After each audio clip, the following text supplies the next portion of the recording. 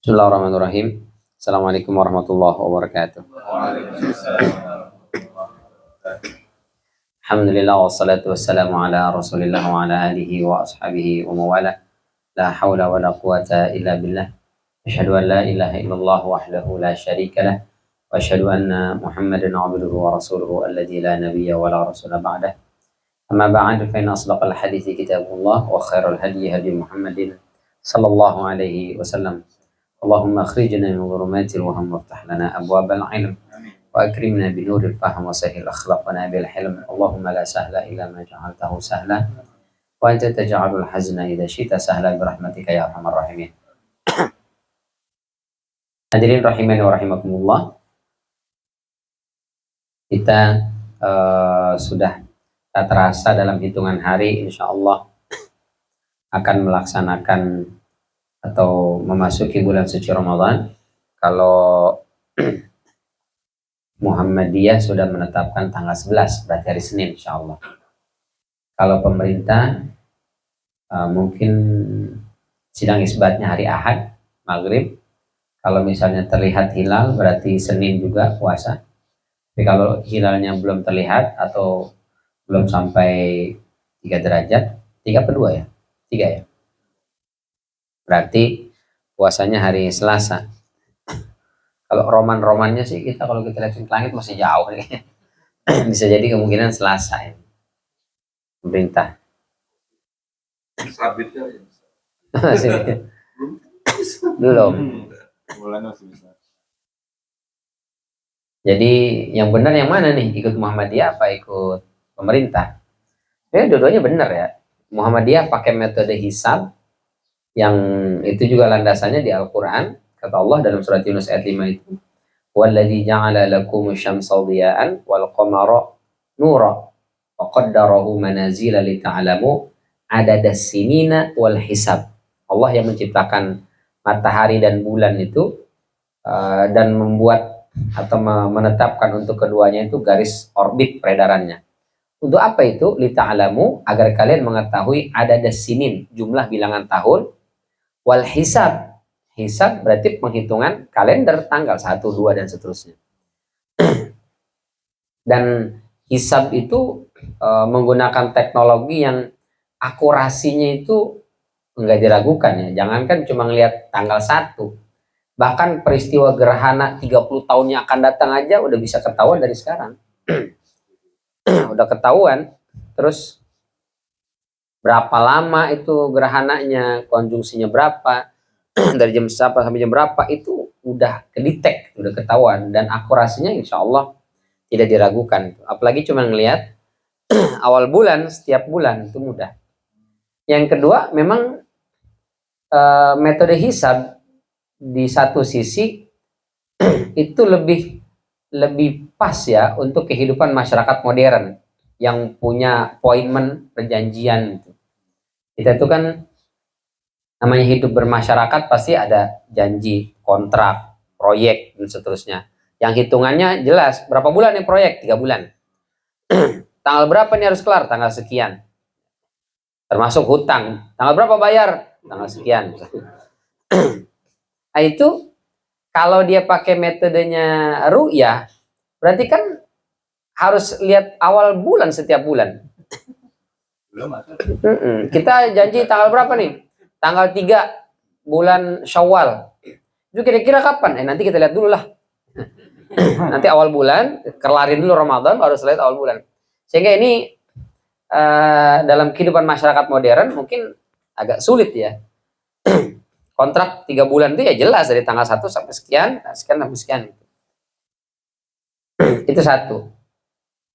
Tapi apakah kemudian ru'yatul hilal menjadi tidak dipakai? Tetap dipakai. Ya, orang yang menggunakan metode ru'yatul hilal, melihat hilal itu memang sesuai dengan ayat dan hadis ya. Kata Allah, "Faman syahida minkum syahra falyasumhu." Barang siapa di antara kalian yang melihat bulan, awal bulan, maka hendaklah berpuasa. Itu karenanya kata Rasulullah, "Sumu li ru'yatihi wa aftiru li ru'yatihi." Puasalah kalian kalau udah lihat hilal. Dan begitu juga lebaranlah kalau sudah terlihat hilal. Dan itu metode yang paling sederhana di zaman Rasulullah. Belum ada teropong, belum ada teknologi seperti sekarang. Orang mau tahu tanggal 1 udah apa belum? Keluar aja rumah, lihat. Kalau kelihatan, oh berarti sudah tanggal 1 besok. Kalau nggak kelihatan karena mendung atau memang nggak ada, ya udah berarti genapkan bulan Syaban, berarti Ramadannya 2 hari lagi. Semudah dan sesimpel itu sebetulnya. Jadi dua-duanya benar, pakai hisab benar, pakai ru'yah juga benar. Cuman kalau boleh sih kita sebagai masyarakat awam ini berharap kalau bisa di pemerintah Indonesia ini ambil satu aja gitu. Mau pakai hisab ya hisab, gitu. Mau pakai ru'yah juga ru'yah. Jangan dibiarkan dua beda terus. Ya, jadi setiap Ramadan jadi selalu beda gitu. Yang paling kasihan kan ibu-ibu. Ustaz, jadi puasa besok apa lusa? Kalau kita kan enak aja jawabnya. Ya besok oke, lusa gak ada masalah, Bu. Bukan begitu. Ini jadi opor saya masak sekarang apa besok ini, Ustaz? Ibu-ibu tuh. Kata bapak-bapak, ibu-ibu ngurusin masak mulu. Kata ibu, ya udah kalau gitu mama berhenti masak. Libur masak. Yang paling pertama komplain ya bapak-bapak. Karena yang paling penting emang makanan. Masalah makanan nggak bisa disepelekan. Meskipun kelihatannya sepele, tapi puasa itu ya memang menahan lapar kan. Masalah makanan justru. Kita nggak puasa ya. Kita puasa ya karena berhenti tidak makan dan tidak minum dari terbit fajar sampai terbenam matahari. Itu kan yang ditahan. Dalam surat Al-Baqarah juga uhilla lakum lailatas siyami rafatsu ila nisaikum hunna libasul lakum wa antum libasul lahun alimallahu annakum kuntum takhtanuna anfusakum fataba alaikum fal ana bashuruhunna. Terus wala ta'kulu wala tashrabu hatta yatabayyana lakumul khaytul abyadu minal khaytil aswadi minal fajr thumma atimmu siyama ilal lail. Jangan kau makan dan minum sejak terbit fajar sampai maghrib. Itu memang perintahnya puasa urusannya makan. Makanya itu zakat fitrah itu menurut mayoritas ulama kecuali Abu Hanifah mengatakan itu dengan makanan, nggak boleh diuangkan. Kenapa? Karena Idul Fitri itu makna aslinya Id, kembali atau berhari raya. Al-Fitri itu artinya makan. Setelah sebelumnya berpuasa, sekarang selesai makan. Maka zakat fitrah itu zakatul fitri sebenarnya, bukan zakatul fitrah, zakatul fitri itu ya kata para ulama, Imam Malik, Imam Syafi'i, Imam Ahmad dan mayoritas ulama mengatakan dengan makanan pokok. Kenapa? Supaya orang pada makan. Boleh matang, boleh mentah. Cuman mentah zaman dulu itu berarti bahan baku. Kalau mentah zaman sekarang kan merahan sama biruan. Minta mentahnya dong, merah tuh kan, warna biru gitu. Zaman dulu enggak, kalau mentah itu ya, kalau yang makannya beras ya beras, ya gandum ya gandum, mentah lalu diolah. Oleh Abu Hanifah. Kenapa? Karena memang Lebaran puasa itu memang berkutat di masalah makan. Jadi kalau ibu-ibu yang protes komplain masalah perbedaan tanggal 1 Ramadan dan tanggal 1 Syawal gara-gara masalah masakan, ya itu memang sesuai dengan jalurnya gitu. Ya nggak apa-apa. Yang kedua, kalau dibiarkan beda terus ya, karena kita mengusung isu toleransi, saling memahami sajalah gitu. Ya khawatirnya kalau sekarang kan ormas besar kan, NU Muhammadiyah. Khawatir lama-lama ormas kecil mulai berani juga kan. Ya kalau NU Muhammadiyah boleh, kita juga boleh dong gitu. Akhirnya Naqsyabandiyah mengatakan kami hari Ahad udah puasa. Bahkan boleh jadi nanti ada yang di Kalimantan itu. Aliran apa itu? Itu bisa selisihnya 3 harian itu. Hari Sabtu udah puasa dia. Lebarannya berarti 3 hari lebih dulu lebaran. Udah lebaran nih takbiran kemana-mana, kita masih 3 hari lagi puasa. Nah ini tentu sesuatu yang mesti diperhatikan ya. Kita sebagai rakyat biasa lah, orang awam berharap gitu kalau bisa sih Ramadan, Lebaran itu ya satu lah di Indonesia ini, kalau dalam satu wilayah sama gitu.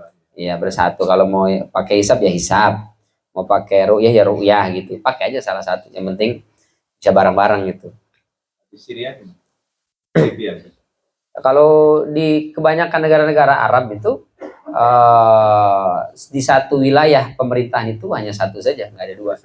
Hanya satu, nggak dua, cuma satu. Di kita aja ya. Rosek banyak kan.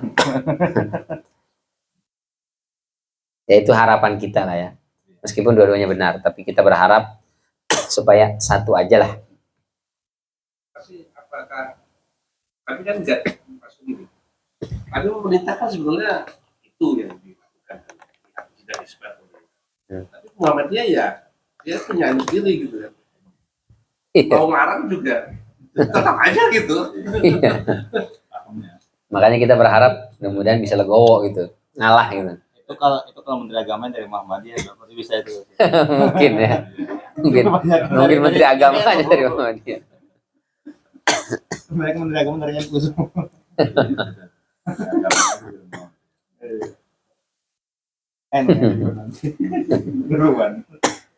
Ya, tapi terlepas perbedaan itu, buat kita Ramadan adalah sesuatu yang istimewa, maka kedatangannya itu sesuatu yang ditunggu-tunggu. Sudah mulai tulis spanduk di mana-mana, marhaban ya Ramadan. Kegiatan-kegiatan juga tarhib Ramadan. Saya dari kuliah subuh, terus kuliah duha tadi, terus khotib Jumat, habis itu ibadah Jumatan. Itu sih tarhib, sampai sekarang juga tarhib juga teman. Pokoknya full aja. Dari semalam itu tarhib aja pokoknya. Ada satu materi ini dari pagi tuh. Cuma di sini dong pakai slide, yang lain enggak. Gitu.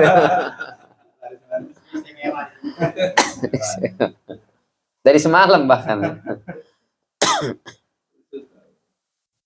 Ya, apa sih tarhib itu? Secara bahasa tarhib itu pakai hak kecil ya, bukan tarhib. Kalau tarhib pakai hak besar itu artinya mengancam. Maka ada kitab Ibnu Munzir itu at-targhib wat tarhib pakai hak besar. Motivasi dan ancaman mananya. Targhib memotivasi orang supaya orang mau beribadah, tarhib nakut-nakutin orang supaya orang tidak berbuat maksiat. Kalau begini disate lu nanti, kalau begini dipotong lidah lu. Nah, itu nakut-nakutin orang. Itu pakai hak besar, tarhib.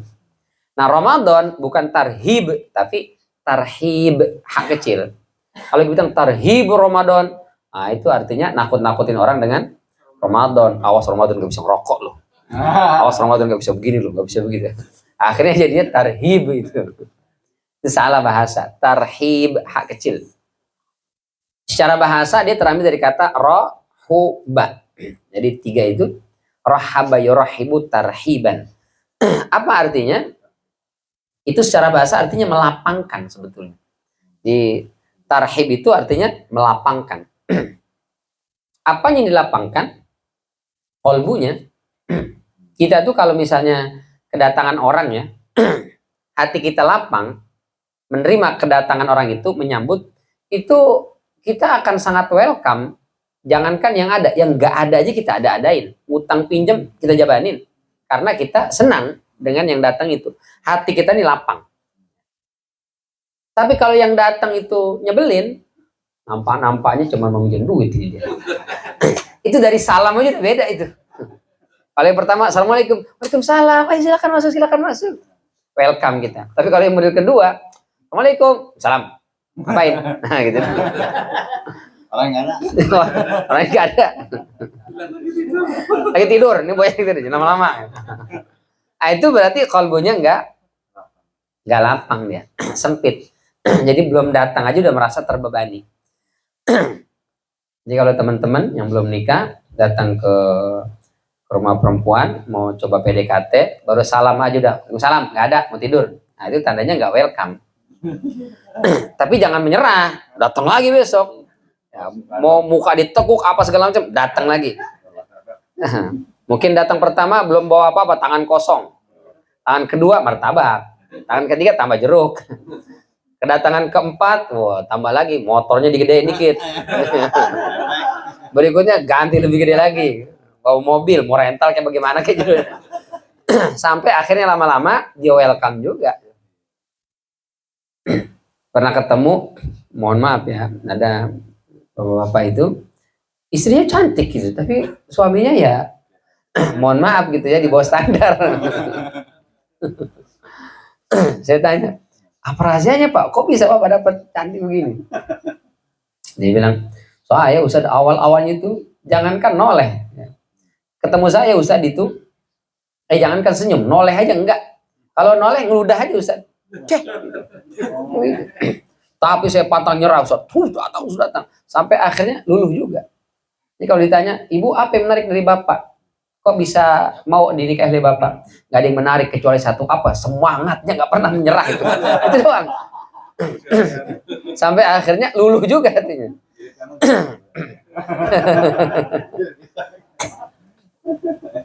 Begitulah Ramadan datang kepada kita. Dia akan datang setiap tahun. Anda mau suka nggak suka, Ramadan pasti datang. Anda mau benci nggak benci, Ramadan akan datang. Dari yang mungkin awalnya, aduh puasa lagi, nggak bisa ngerokok lagi siang-siang, nggak bisa ini lagi. Tapi dia akan terus datang setiap tahun sampai mungkin akhirnya, ya Allah Ramadan, alhamdulillah. Begitu mestinya, datang aja terus. Diusir juga nggak apa-apa, datang aja terus. Selamat tujuannya baik. Taib. Jadi tarhib itu artinya kita melapangkan kolbu kita supaya begitu datang bulan suci Ramadan, hati ini senang, hati ini bahagia, hati ini lapang, sehingga semua Ramadan dengan berbagai macam aktivitasnya itu tidak terasa membebani. Karena kalau hatinya belum lapang nih, sempit, Ramadan itu kan bulan yang berbeda dengan bulan-bulan yang lain.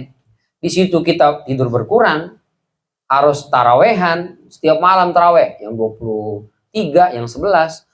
Ya. Itu kalau hatinya sempit, maka dia akan merasa berat taraweh itu. Akhirnya, dia hanya bisa bertahan 5 hari pertama saja. Malam ke-6 udah muntaber.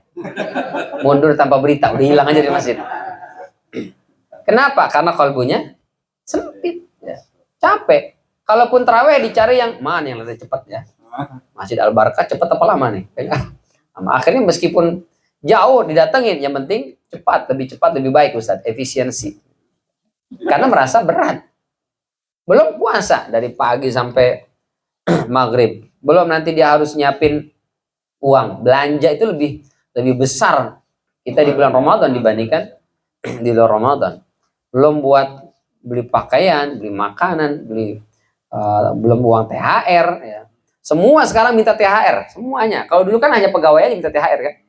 Sekarang bocah aja minta THR, bocah kagak ada urusannya THR, dia ngerti.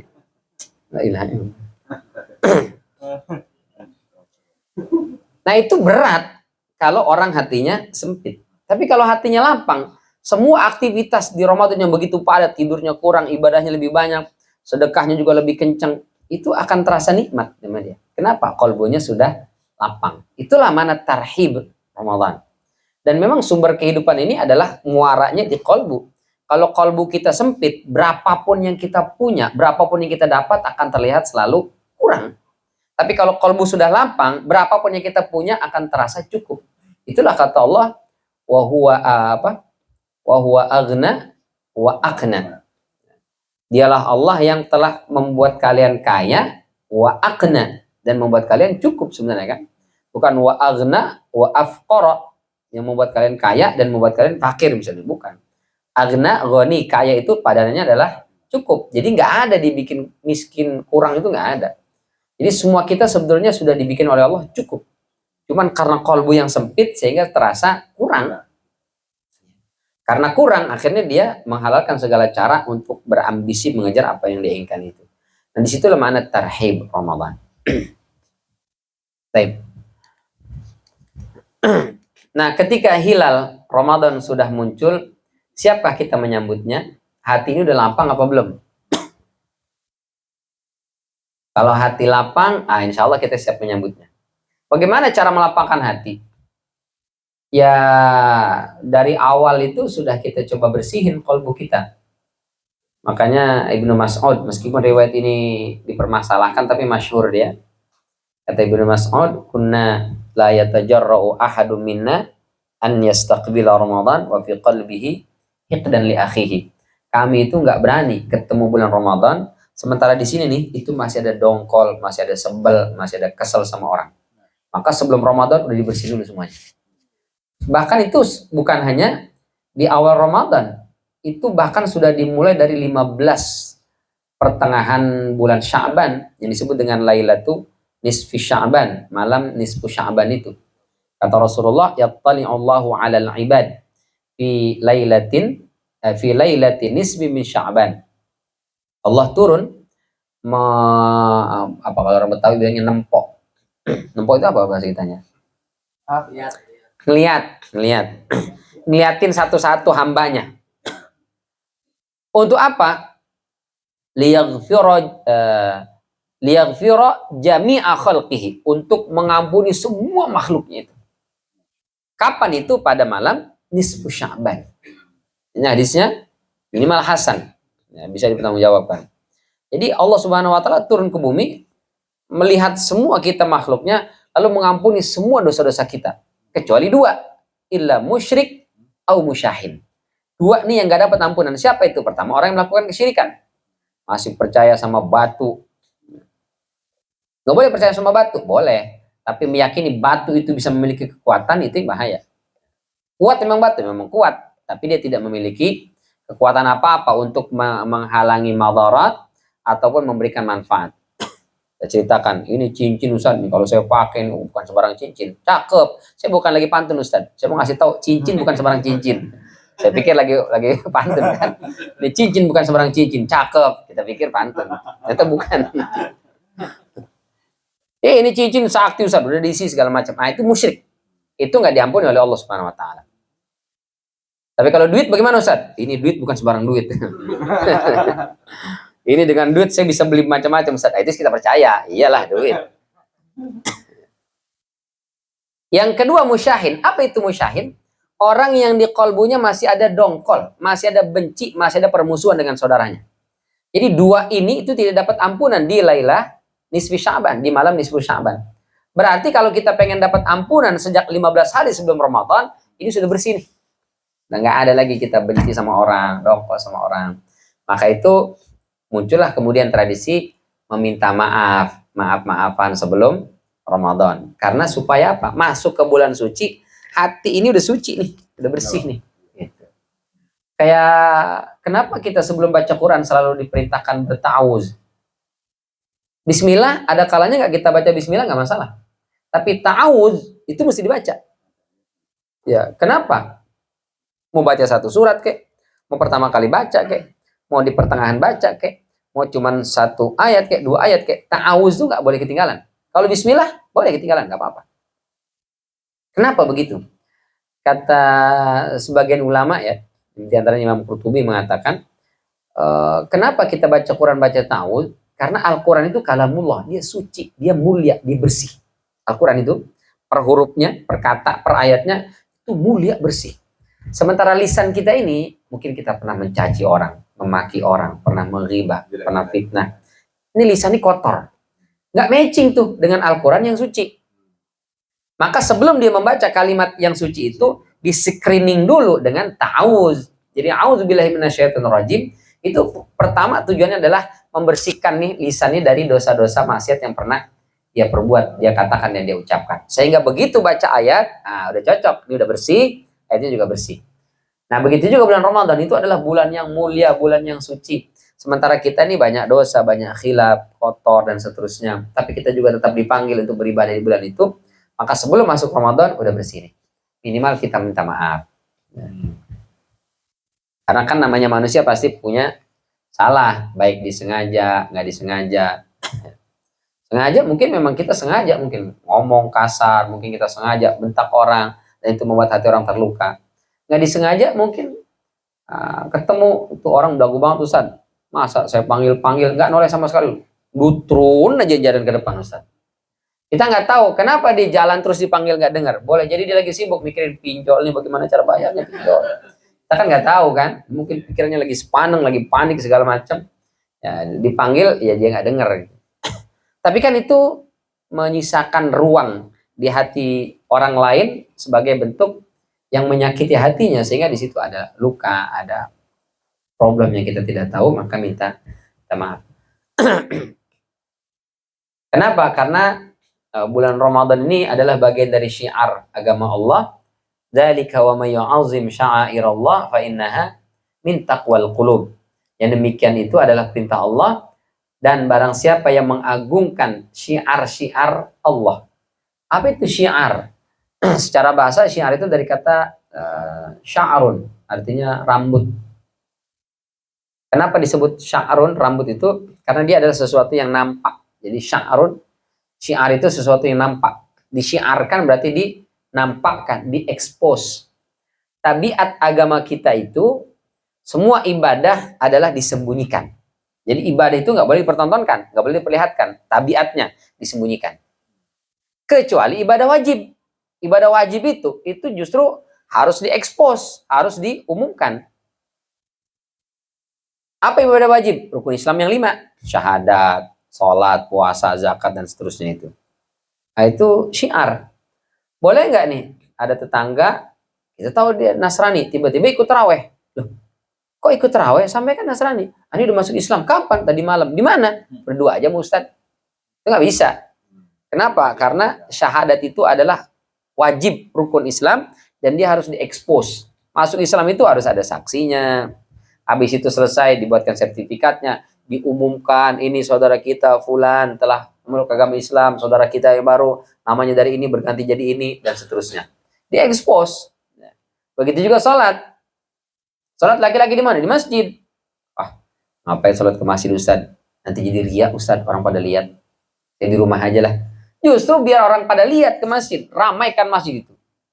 Karena apa? Karena dia adalah syiar. Begitu juga dengan puasa, haji dan seterusnya. Itu syiar. Untuk diekspos, termasuk juga menikah. Menikah itu diekspos apa diumpetin? Nah, kalau yang diumpetin berarti udah ada tanda tanya tuh. Nikahnya diam-diam. Oh, diam-diam nikahnya nih. Nikah siri jadinya. Nikah siri aja kan diekspos kan? Maksudnya ada undangan datang. Nah, kalau yang sembunyi-sembunyi berdua doang atau bertiga doang, kumpul kebo jatuhnya. Taib. Jadi kata Allah, barang siapa yang mengagungkan syiar-syiar Allah, fa innaha min taqwal qulub. Maka sesungguhnya itu adalah cerminan kolbunya bertakwa. Jadi kalau kita menyambut bulan Ramadan, senang nggak? Senang saya. Oke, apa bentuknya? Ya, senangnya Ustaz, saya siapkan untuk bulan Ramadan ini, luar biasa. Apa itu? Saya siapkan koko ada 29 Ustaz. Buat apa? Malam pertama taraweh pakai koko ini Ustaz. Malam kedua pakai ini, ketiga 29. Boleh, nggak apa-apa. Kalau ada duitnya buat beli koko 29. Atau mungkin ada yang persiapan Ramadan, mengagungkan Ramadan, udah dibuat apa dia? Daftar menu 1 bulan. Hari pertama sahurnya pakai ini, bukanya pakai ini, hari kedua ini. Boleh nggak? Boleh. Selama ada duitnya. Kalau nggak ada duitnya, ujung-ujungnya pakai mie lagi. Mie soto, mie kari. Akhirnya setiap bulan, setiap hari selama sebulan makan mie aja. Begitu lebaran keriting. Keriting datu usus ya. Menyiapkan. Bahkan salafus soleh itu mereka menyiapkan fisik ya. Rumah yang dicat, karpet yang di laundry, hordeng dibersihkan, sejadah segala macam itu untuk persiapan Ramadan. Cuman di kita kadang-kadang kebalik. Kita sebelum Ramadan itu belum kita perhatikan. Sebelum Lebaran itu baru kita perhatiin tuh. Cat apa segala macam sebelum Lebaran. Dan kalau sebelum Lebaran pasti ngerjainnya di 10 hari terakhir Ramadan. Mestinya ini kan kita fokus di masjid, ibadah kita lebih kencengin, lebih perbanyak lagi. Ini dia tarawih aja kagak nongol. Pak, kok nggak kelihatan tarawih? Encok banget siang saya Ustaz. Habis ngechat, banyak banget. Nah, ini salah start dia. Kalau mau ngechat justru di awal-awal sebelum Ramadan, bukan mau Lebaran. Saya semuanya begitu Ustaz, duitnya belum keluar THR Ustaz. Nah, itu masalah lagi kalau cerita ya. Maka kaum muslimin Ramadan ada yang merasa berat dengan hadirnya bulan Ramadan, puasa lagi. Baru kemarin puasa aja lagi. Yang tipikal kedua, ya biasa aja. Puasa, oh ya udah biasa. Kita juga biasa puasa Ustaz. Nggak ada yang istimewa. Nah yang ketiga adalah mereka yang gembira dan merindukan Ramadan. Tapi ditanya juga, gembiranya kenapa? Itu Ustaz. Saya Ustaz kebetulan jualan gorengan Ustaz. Itu kalau hari-hari biasa omset cuma sekian. Begitu Ramadan, omsetnya luar biasa Ustaz. Bisnis saya Ustaz kalau Ramadan meledak. Apa bisnisnya? Petasan berarti. Meledak. Petasan. Ya boleh, itu juga bagian dari keberkahan Ramadan. Cuma kalau bisa jangan sebatas bisnis kan. Ini Allah katakan dalam surat Yunus 58, qul bi fadlillahi wa bi rahmatihi, katakanlah disebabkan karunia dan rahmat Allah, fabidzalika, maka dengan yang demikian itu falyafrahu, hendaklah mereka bergembira. Jadi bergembira dengan karunia dan rahmat Allah, perintah Allah. Berarti kalau kita senang dapat pahala tuh. Kenapa? Ikut ayat ini. Huwa khairum mimma yajma'un. Dia lebih baik dari apa yang kalian kumpulkan. Huwa di sini bisa baliknya ke sini. Fadlillah. Karunia dan rahmat Allah lebih baik daripada apapun yang kalian kumpulkan. Maka kalau kita senang bisa beli rumah, senang bisa beli mobil, senang menikah, punya anak dan seterusnya, maka mestinya kalau dapat karunia dari Allah itu jauh lebih senang. Karena karunia Allah lebih baik daripada apapun yang kalian kumpulkan. Manusia suka mengoleksi macam-macam. Ada yang suka mengoleksi perangko, ada yang ngoleksi ATM. ATM-nya aja, isinya si belakang. ATM-nya aja ada. Saya punya semua ATM itu ada. Ada yang ngoleksi kendaraan, ada yang ngoleksi aset, rumah, properti. Mungkin ada yang ngoleksi bini, kita nggak tahu juga kan. Nah, semua itu kata Allah itu lebih kecil nilainya dibandingkan karunia dan rahmat Allah. Ada sebagian huwa di sini baliknya ke kata al-farah. Gembira dengan rahmat, dengan karunia dan rahmat Allah itu lebih baik daripada semua yang kita kumpulkan, aset-aset kita. Insyaallah. Jadi bergembira. Maka para salafus saleh ini yang selalu disampaikan oleh guru-guru kita. Apa sih yang mereka lakukan? Kata Mu'alla bin Fadl, mereka itu berdoa kepada Allah selama 6 bulan. 6 bulan. Rabiul Awal, Rabiul Akhir, Jumada Al-Ula. Jumada apa Jumadi? Jumada. Jumadi yang tukang somai. Tukang apa? Jumada. Dari kata jamid itu artinya dingin atau beku. Jamid itu. Kalau waktu bilangnya Jumada. Jumada Al-Ula. Karena Jumada itu mu'annas. Maka sifatnya Al-Ula. Kalau Jumadi nama orang. Nah itu awal. Jumadil awal. Jumadil akhir. Betul. Kalau Jumada Al-Ula, Jumada Al-Ukhra. Artinya dingin atau beku. Pantesan tetangga saya Pak Jumadi. Dingin banget orangnya Ustaz. Ya, emang namanya Jumadi. Dingin artinya. Dari bulan Rabiul Awal, Rabiul Akhir, Jumada Al-Ula, Jumada Al-Ukhra, Rajab, Sya'ban. 6 bulan ini berdoa. Apa doanya? Doanya satu aja. Ayyuballighahum Ramadan. Allahumma balik Ramadan. Allahumma balik Ramadan. Allah sampaikan kami ke Ramadan. Sampaikan kami ke Ramadan. 6 bulan itu. Maka begitu ketemu Ramadan, nggak disia-siain. Itu banyak yang ketemu Ramadan, tidurnya cuma antara maghrib isya. Jadi maghrib, buka puasa, sholat maghrib, tidur sebentar. Begitu ada isya, bangun. Habis itu udah nggak tidur-tidur lagi. Masya Allah. Ada yang malam itu 1 rakaat 30 juz. Di antaranya Utsman bin Affan. Masya Allah. Ada yang 1 malam taraweh itu 1 kali taraweh itu 30 juz. Di antaranya Imam Syafi'i. Siangnya 30 juz. Jadi 1 hari 1 malam 2 kali khatam. Malam 1 kali khatam, siang 1 kali khatam. Berarti sama sebulan berapa kali khatam tuh? 60 ya? Atau 58 kalau 29 hari. Masya Allah. Kita berapa kali khatam? 1 aja udah syukur banget udah. Alhamdulillah sekali khatam aja Ustaz. Itu mesti bikin bekakak itu Ustaz. Udah khataman nih gitu. Masya Allah. Ada yang sholat subuh pakai wudhu isya. Masya Allah. Sholat subuh pakai wudhu isya. Berarti dari isya sampai subuh nggak batal itu wudhunya. Masya Allah. Kita boro-boro subuh pakai wudhu isya. Isya pakai wudhu maghrib aja udah. Berapa kali mau dari kamar mandi. Masya Allah. Memang mereka luar biasa. Karena memang merindukan bulan ini dari 6 bulan. Makanya begitu ketemu, nggak disia-siakan sama sekali. Dimanfaatkan luar biasa. Ya Allah. Ada yang 11 bulan itu nyari duit sebanyak-banyaknya. Begitu tanggal 1 Ramadan, dia berhenti. Nggak kerja, nggak apa-apain. Diam, ibadah, sedekah. Ibadah, sedekah. Ibadah, sedekah. Dia ngumpulin sekian miliar. Begitu Ramadan, disedekahin habis. Sebelum Lebaran, udah nggak punya duit lagi. Beda sama kita. Dari awal Ramadan kerja itu. Sebelum Ramadan kerja cuma 1. Begitu tanggal 1 Ramadan 3 pekerjaan diembat sekaligus. Supaya Lebaran punya duit. Kalau para salaf soleh lebaran udah habis punya duit. Kalau kita justru ngumpulin duit yang banyak. Nanti lebaran pulang kampung, nah baru kita habis-habisin di situ. Ya boleh juga sih, nggak apa-apa ya. Kalau ada duitnya nggak apa-apa. Cuman kalau bisa kita sedekahnya di Ramadan kan pahalanya lebih besar dibandingkan kita sedekah di bulan Syawal. Jadi bagaimana triknya Ustadz? Ya udah kasih aja orang tua, siapa yang mesti kita kasih itu sebelum lebaran udah kita kasih tuh transfer.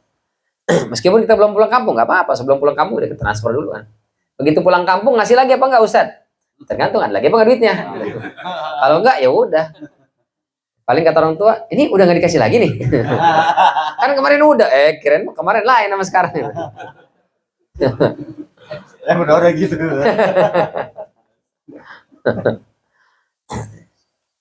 Masya Allah ya, para salafus saleh mereka luar biasa ya.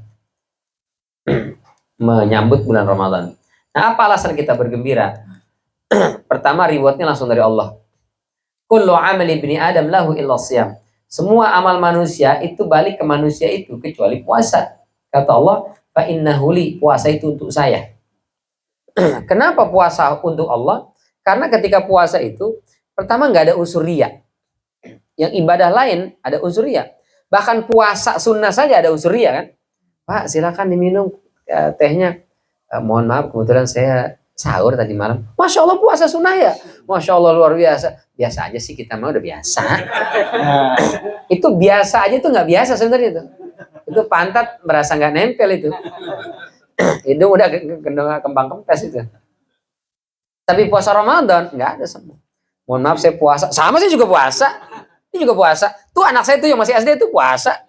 Nggak ada peluang untuk sombong. Nggak ada. Yang kedua, kejujuran ketika puasa itu akan terbentuk dengan sendirinya. Ya, orang mungkin bisa curang dalam hal yang lain, tapi kalau puasa ada juga sih yang kebangetan sih, ada juga sahur mengikut, buka juga ngikut, habis itu dia kelepus siang hari, ada juga yang begitu. Tapi secara umum orang kalau puasa dia tahu ini puasa saya kepada Allah. Kalau kata Pak Kiai Jurnin MZ dulu, ketika kita wudu saja wudu bareng-bareng tuh, misalnya kumur-kumur, kita masukin kumur-kumur ke mulut 3 kali, yang keluar 2 kali, di samping kita aja nggak tahu kan? Korupsi 1 gitu. Itu nggak ada yang tahu. Bahkan kita kalau mau makan pun mungkin orang nggak ada yang tahu gitu. Tapi itu tidak kita lakukan ketika berpuasa. Kenapa? Karena kita jujur di situ. Untuk Allah puasa saya. Maka disitulah kata Allah, fa innahu li. Maka sesungguhnya puasa itu untuk aku. Wa ana ajzi bihi. Saya yang akan ngasih langsung. Ini rewardnya langsung dari Allah. Kadang mohon maaf, rewardnya sederhana, tapi dia akan menjadi istimewa tergantung siapa yang ngasih. Kita dapat piagam perlombaan gerak jalan misalnya. Siapa yang ngasih? Pak RT. Biasa aja. Paling dapat, begitu dapat bawa pulang taruh di kolong lemari, selesai. Tapi kalau piagam sama, piagam penghargaan, kertas gitu doang. Yang ngasih siapa nih? Presiden. Oh, itu luar biasa. Siapa yang ngasih? Pak Jokowi. Meskipun dia nggak suka sama Pak Jokowi, tapi dapat piagam dari Pak Jokowi. Oh, luar biasa. Di figura itu. Dapat sepeda misalnya. Dapat nama-nama ikan. Oh, itu senangnya luar biasa itu. Kenapa? Karena yang ngasih punya jabatan. Semakin tinggi jabatannya, maka reward ini itu akan menjadi naik nilainya. Bahkan saya pernah ketemu ada bapak-bapak itu, dia dapat piagam penghargaan sebagai peserta ikut lari maraton, bukan juara ya, peserta. Tapi di figura pakai emas. Saya bilang, ini kuning ini emas atau imitasi Pak? Ini asli Ustaz, emas. Luar biasa. Piagam gini doang. Oh, ini enggak piagam gini doang Ustaz. Ini waktu saya SMA, saya ikut itu dikasih langsung Pak Harto Ustaz. Langsung Pak Soeharto yang ngasih. Mesti dibuka fotonya, ini fotonya Ustaz. Masya Allah. Padahal kertas biasa, kita juga bisa bikin. Tapi kenapa jadi istimewa? Karena yang ngasih. Nah ini pahala puasa, bukan berarti pahala puasa biasa aja, enggak. Ini sudah pahalanya luar biasa, yang ngasih langsung Allah. Ya Allah. Maka di akhir hadisnya, orang yang puasa itu ada 2 kegembiraan. Kapan? Pertama ketika dia berbuka. Seneng kita. Oh, mau maghrib itu semangat puasa itu. Kalau asar kayaknya udah letoy banget. Begitu setengah jam lagi mau maghrib, semangat di situ. Apalagi menu buka sudah lengkap, tambah semangat. Tapi kalau menu buka masih oke apa ini ya? Masih ini doang ini. Itu semangatnya hilang. Tapi kalau udah lengkap semua ada, kolak ada, es buah ada, gorengan, lontong, semua lengkap. Kurma ada. Meskipun kurma kadang-kadang sebagai penghias meja doang ya. Ada sih ada, sunnah Nabi katanya ada kurma di situ. Tapi begitu Allahu Akbar, belok ke lontong, belok ke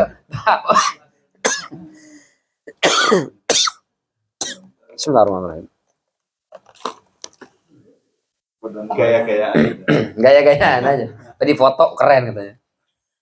Itu satu. Yang kedua, kata Rasulullah, apabila berjumpa dengan Tuhannya. Kenapa? Ini kita kalau ada lomba Agustusan ya, anak-anak kita pada ikut tuh, lomba makan kerupuk lah, kelereng apa segala macam. Terus dia menang.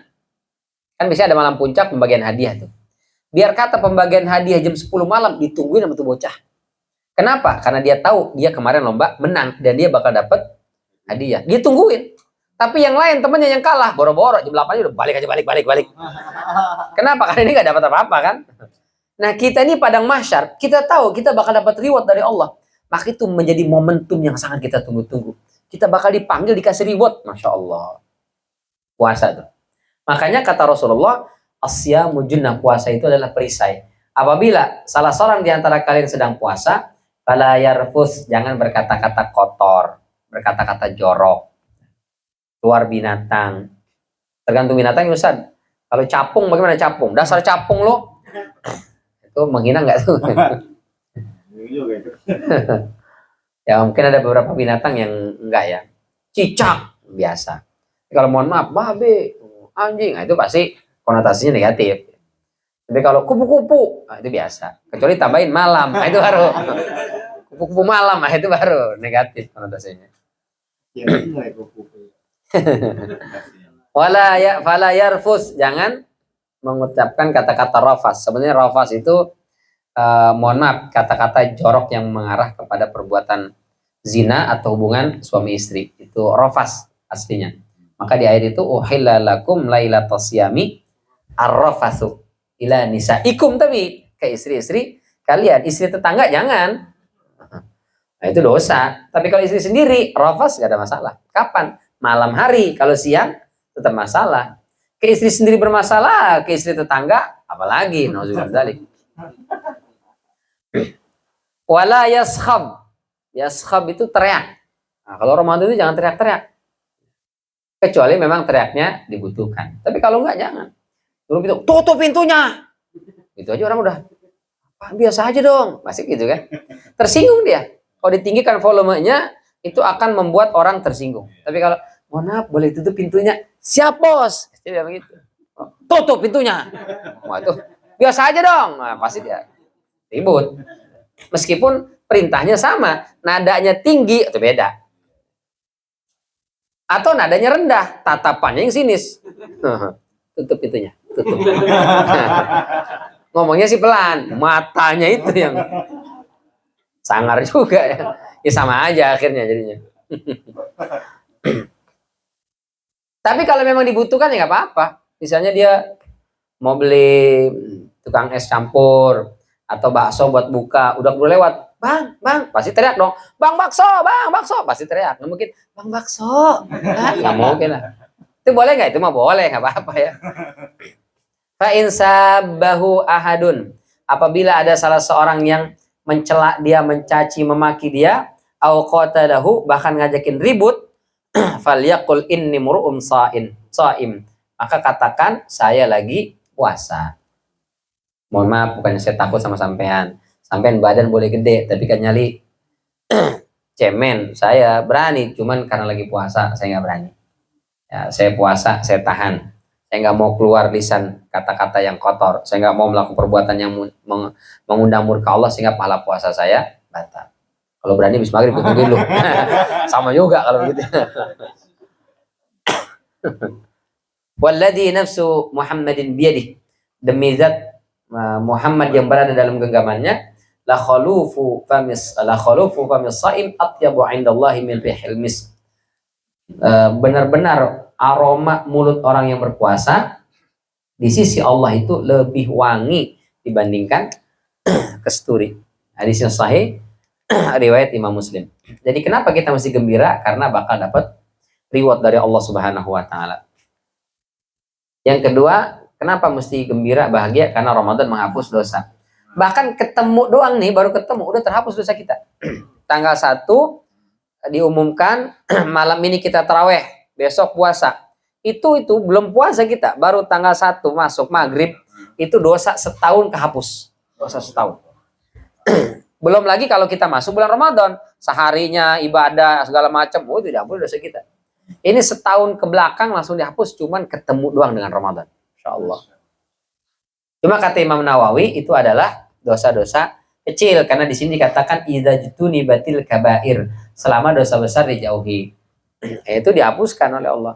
Yang kedua, itu dosa tidak berkaitan dengan sesama manusia. Kalau dosanya berkaitan dengan manusia, nggak dihapus. Harus diselesaikan. Mungkin kita pernah menyinggung perasaan orang, pernah menyakiti perasaan orang, itu nggak otomatis kehapus. Mesti kita datang minta maaf. Apakah perlu disebut Ustaz kesalahan kita? Kalau ada maslahat boleh. Kalau justru mendatangkan madarat, mafsadat, sebaiknya jangan. Ya. Maafin saya ya. Emang salah apa? Itu waktu kemarin gua nih masih Anu ngomongin lu. Tahu nggak? Wow, gua bilang kata begini. Mungkin dia yang awalnya nggak tahu, akhirnya jadi, oh berarti lu gara-garanya, ribut di situ. Jadi mau maaf-maafan nggak jadi kan? Maka nggak perlu ya. Kalau sekiranya justru menambah, aja maaf ya. Apa nih? Oh, pokoknya maaf aja lah, maafin. Iya, aku maafin 0-0 ya, 0-0 selesai. Nggak usah disampaikan. Kalau hutang bagaimana? Hutang nggak cukup dengan minta maaf, bayar. Maafinnya gue punya hutang. Oke, gue maafin, tapi belum gue lupain. Lu masih harus bayar lo, gitu. Hutang. Hutang ke Allah aja harus kita bayar ya, apalagi hutang ke orang.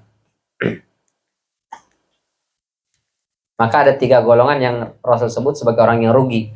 Siapa itu? Yang pertama, punya orang tua sampai dewasa tapi tidak menyebabkan dia masuk surga. Padahal orang tua itu jalur paling cepat untuk masuk surga. Kenapa? Bikin orang tua bahagia itu Allah pasti ridho.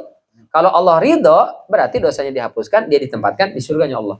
Dan mohon maaf, bikin bahagia orang tua itu kan sebenarnya gampang. Karena orang tua itu kalau bisa kita beliin rumah bagus. Nggak bisa juga nggak masalah kan.